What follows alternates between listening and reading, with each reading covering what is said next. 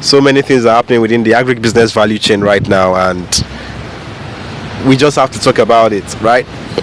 And between November 2024 and present, there has been a whole lot of downward trend in the agribusiness value chain, right? Especially with respect to the prices of commodities.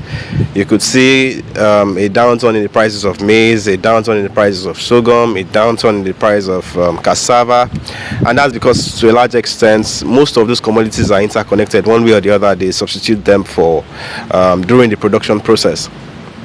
Now, government decided in 2024 that they were going to give or grant waivers for some key commodities, right? And when they did this, I think some of those commodities arrived in November, and I think distribution started in December, and that's why you see that the prices of commodities like maize, you could see between that time and now has lost about 200 or 250 on the kilo, and the market has been flooded. Unfortunately, I don't think consumers are really feeling the effects of that flood. Prices of eggs remain the same, prices of rice, it's just very little difference.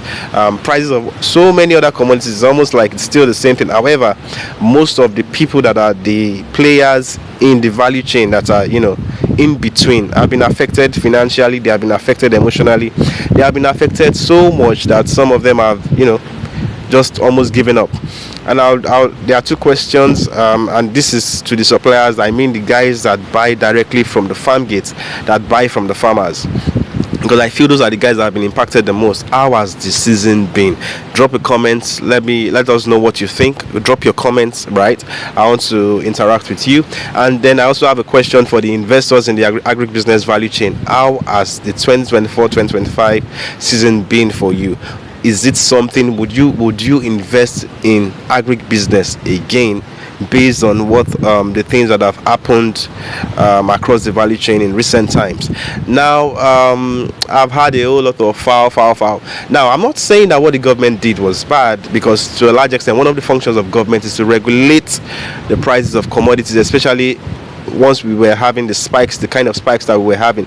Naturally, they would have gone into the reserve, but I don't think anything was in the reserve, and that's why they had to do imports, right, just to regularize prices. However, the manner in which it was done is what most of us are not in sync with, the manner with which the government brought in those commodities, because you could see that the drop in prices were abnormal. You could be buying commodities just now, right, and then in a week's time you see that the price of the commodity will drop by 100 naira. How does that happen anywhere in the world? If you have a price drop of 100 naira, it means that you're going to lose 3 million naira on a 30-ton goods, right? So there were so many losses like that.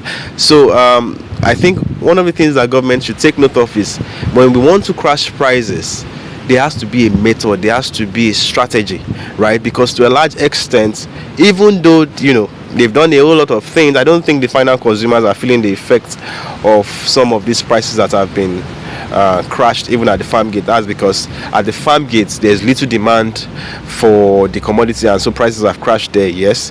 But generally in the processing space, the processors, have they really crashed the prices of their commodities? You also have to understand that the processors took in commodities, most of them have silos, and they've stored thousands of metric tons of these commodities, and also they have to also recover their money, and then at the end of the day they can now probably reduce prices, and that will still be based on demand and supply. So for more information like this, kindly like, share and subscribe on my YouTube channel.